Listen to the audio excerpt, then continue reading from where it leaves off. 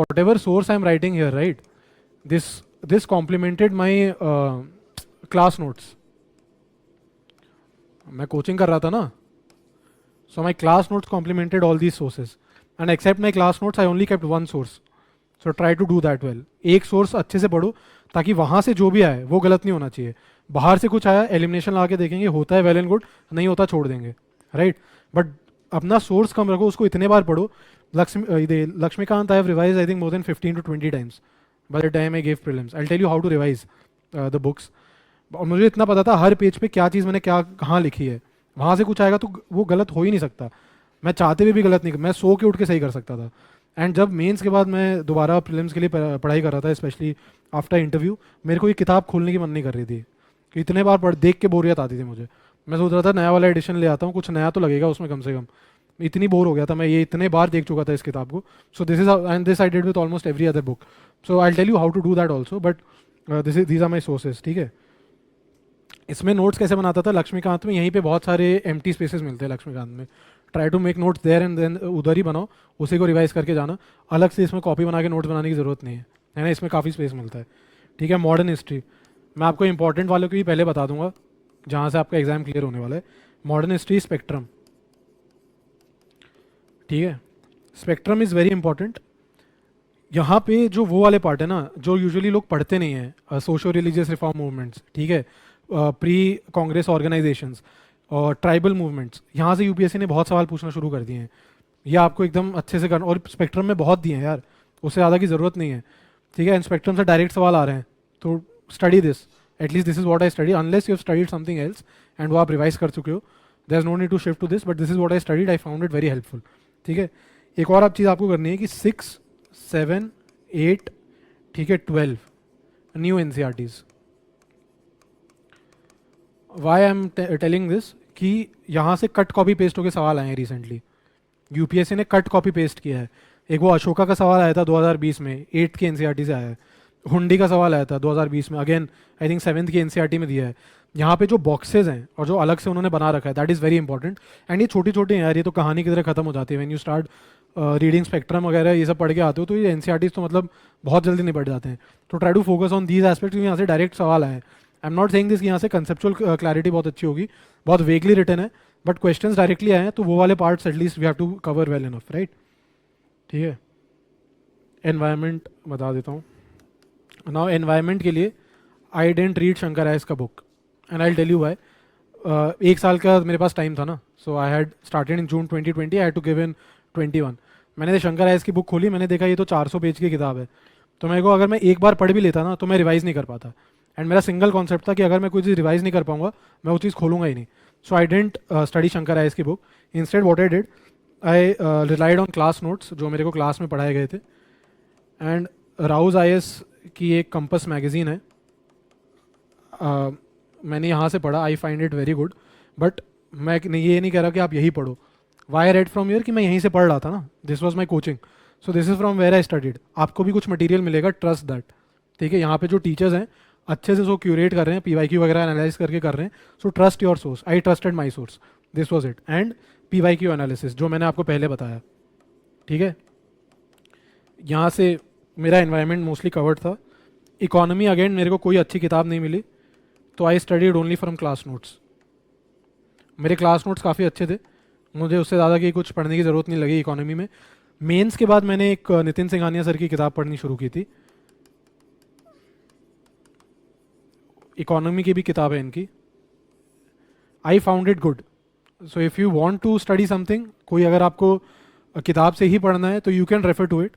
But मैंने mains तक मैंने नहीं पढ़ा था किताबों से, मतलब economics was only from my class notes. तो वो आपको भी पढ़ाया जाएगा, जो आपके टीचर्स आपको बताएं. ट्राई टू यू नो उससे आप पढ़ने की कोशिश करो, because that is why you have come here, इसलिए आप पढ़ रहे हो. तो वो आपको अच्छे से होलिस्टिकली कवर कराएंगे सब कुछ. एंड ये बुक मेरे को ठीक लगी, आप यहाँ से भी पढ़ सकते हो. ठीक है, इकोनॉमी का ये हो गया. कर लूँ इसको, क्लीन कर दूँ? ठीक है, एंशंट इंडिया का अगेन जो मेरे क्लास नोट्स हैं, plus R S Sharma sir की ओल्ड एनसीईआरटी आती है, मैंने यहाँ से पढ़ी है. इस बुक से यूपीएससी ने अब डायरेक्टली क्वेश्चंस पूछना बंद कर दिए हैं. बट यहाँ से आपकी कंसेप्चुअल क्लैरिटी बहुत अच्छी हो जाएगी।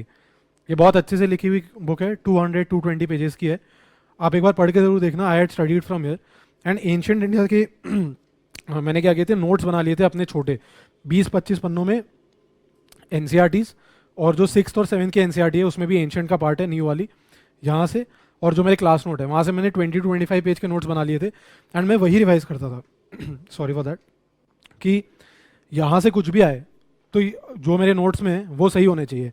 अगर इसके बाहर का आ रहा है तो वो तो किसी से नहीं हो रहा ना, तो उसमें दिमाग नहीं लगाना। तो 20-25 पेजेस मैंने वो अपना सेट कर लिया था।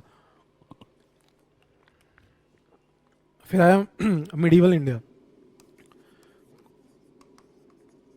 कुछ नहीं पढ़ा मैंने इसके लिए only class notes. Class notes में भी आपको ये एनालाइज करना ज़्यादा इंपॉर्टेंट है कि यूपीएससी क्या पूछता है। यूपीएससी ने आपने कभी देखा है कि किसने किससे लड़ लिया, कौन कहाँ जीता? ये यूपीएससी नहीं पूछता है ना, ये सब स्टेट सर्विसेज में आते हैं। यूपीएससी एडमिनिस्ट्रेटिव साइड पूछता है, इंपॉर्टेंट क्या कहते हैं उसके रूलर्स के, जैसे अलाउद्दीन खिलजी हो गया, ठीक है, मोहम्मद बिन तुगलक हो गया, फिर अपना मतलब औरंगजेब वगैरह, ये जो इंपॉर्टेंट रूलर्स हैं इनके एडमिनिस्ट्रेटिव रिफॉर्म्स पूछते हैं वो। तो आपको ये चीज़ें ज़्यादा पढ़नी इंपॉर्टेंट है कि मान लो इक्तदारी सिस्टम किसने इंट्रोड्यूस किया, ठीक है, या वो था ना बंदगान सिस्टम जो था स्लेवरी वाला, ऐसे करके कुछ कुछ चीज़ें हैं जो एडमिनिस्ट्रेटिव रिफॉर्म्स है। जैसे अलाउद्दीन खिलजी ने मार्केट रिफॉर्म्स लेके आया था, तो क्यों लाया था, क्या लाया था, ये चीज़ें आपको जानना ज़्यादा ज़रूरी है। तो वो एडमिनिस्ट्रेटिव वाला पार्ट ऑफ इंपॉर्टेंट रूलर्स, सारे रूलर्स नहीं, ओनली द इंपॉर्टेंट वंस। मैं खाली उतना पढ़ के गया था कि उसमें से कुछ आएगा तो करेंगे, नहीं आएगा तो नहीं करेंगे। वॉर्स वगैरह पढ़ने की ज़रूरत नहीं है कि अकबर ने 50 वॉर कहाँ लड़े, किससे लड़े, कुछ करने की ज़रूरत नहीं है, ठीक है। हाँ, जैसे वो चहलगानी वगैरह सिस्टम है, हु इंट्रोड्यूस्ड, ठीक है, किसने हेरिडेटरी किया, किसने हटाया, ये चीज़ें जानना ज़्यादा ज़रूरी है जो एडमिनिस्ट्रेटिव साइड पे ये रूलर्स कर रहे थे, राइट। आर्ट एंड कल्चर के लिए अगेन ये ऐसे टॉपिक्स हैं जो बहुत दर्द देते हैं। Nitin Singhania, selected topics. Selected topics कौन से? जैसे हो गए ट्रैवलर्स, ठीक है, जैसे हो गए टेम्पल आर्किटेक्चर, ठीक है, जैसे हो गए इंडो इस्लामिक आर्किटेक्चर, ठीक है। ऐसे टाइप के टॉपिक्स आपको पढ़ने हैं जो यूपीएससी ज़्यादा पूछता है। बुद्धिज़्म, जैनिज़्म, ये यहाँ से पढ़ने हैं आपको। बाकी अगर आप देखोगे जैसे इसमें पेंटिंग्स है, अब पेंटिंग्स यूपीएससी ने 12 साल में एक बार पूछा है, तो उसके लिए हम क्यों पढ़े? समझ रहे हो? मान लो पूछ भी लें दोबारा, तो भाई जो पढ़ के जा रहा है कर ले, हम नहीं करेंगे, सीधी सी बात। ये रिस्क मैनेजमेंट आपको करना पड़ेगा। यहाँ पे बहुत चीज़ें दी हुई है यार, म्यूजिक, डांस, पता नहीं क्या क्या दिया हुआ है। यूपीएससी ने हर चीज़ से एक एक बार ही सवाल पूछा है, तो उसको ऊपर ऊपर से देख लो कि एटलीस्ट डांस में आपको पता तो होना चाहिए क्लासिकल डांसेस कौन से हैं, 4-5 कहाँ के हैं, और भरतनाट्यम, सॉरी वो जैसे वो एक बुक थी उसकी, किसी ने लिखा था, मेरे को नाम याद नहीं है। तो वो सब चीज़ें ऊपर ऊपर से पढ़ लो, बहुत ज़्यादा डेप्थ में करने की ज़रूरत नहीं है। ये चीज़ें अच्छे से करनी है क्योंकि यहाँ से आते हैं सवाल, मेंस में भी प्रीलिम्स में भी, ठीक है। ज्योग्राफी के लिए 11th-12th की एनसीईआरटी, ठीक है। 11th-12th की एनसीईआरटी इसलिए 6 से मैं नहीं कर रहा था क्योंकि मैं ऑलरेडी कोचिंग कर रहा था क्लास नोट से, एंड मेरी अंडरस्टैंडिंग अच्छी हो गई थी। So I didn't need to study the entire NCERT वाला स्पेक्ट्रम। मैंने खाली 11th और 12th की पढ़ी, मेरे को इनफ लगी। ज्योग्राफी में एक वो मैपिंग वाला एस्पेक्ट आता है ना, मैप्स पूछते हैं। तो मैप्स में क्या है कि कुछ मैप्स तो आपको खुद से करने पड़ेंगे, जैसे रामसर वेटलैंड है, नेशनल पार्क्स है, वाइल्ड लाइफ सेंचुरीज हैं, ठीक है, ये मैप्स आपको बनाने। रिवर्स हैं, रिवर्स का अगर आप देखोगे ना, एक और मैं आपको चीज़ बताता हूँ, 12th की एनसीईआरटी है शायद, या 11th, कोई एक एनसीईआरटी है, उसका 2nd या 3rd चैप्टर है ड्रेनेज वाला, ड्रेनेज चैप्टर है। उस चैप्टर में उन्होंने बहुत रिवर्स दिए हुए हैं, यूपीएससी उसके बाहर से कुछ नहीं पूछता। एंड जब वहाँ से वो पूछता है, अगर कुछ बाहर का भी पूछते हैं ना, वो ऐसे पूछते हैं कि यहाँ वाले रिवर्स अगर आपको अच्छे से पता है तो वो एलिमिनेट होकर बराबर हो जाएंगे। तो ये वाला चैप्टर अच्छे से करो, इसके मैप्स पे बनाना अच्छे से। छोटे छोटे रिवर्स हैं, वैगई है, शेत्रुंजी है, ऐसे ऐसे रिवर्स उसमें मेंशन है, डू देम वेल, ठीक है। एंड जो पीवाईक्यूज में पूछ रखे हैं उनके ऑप्शंस वाले रिवर्स, वो अच्छे से करके आना मैपिंग में। फिर जो इंटरनेशनल मैपिंग है वो मैंने मतलब मैप पे बना बना के नहीं की है, वो मैंने जुगाड़ तरीके से की है। जुगाड़ कैसे कि मैंने निमोनिक्स बनाए, जैसे अब ब्लैक सी है तो ब्लैक सी का बर्गर टी करके आता है, कुछ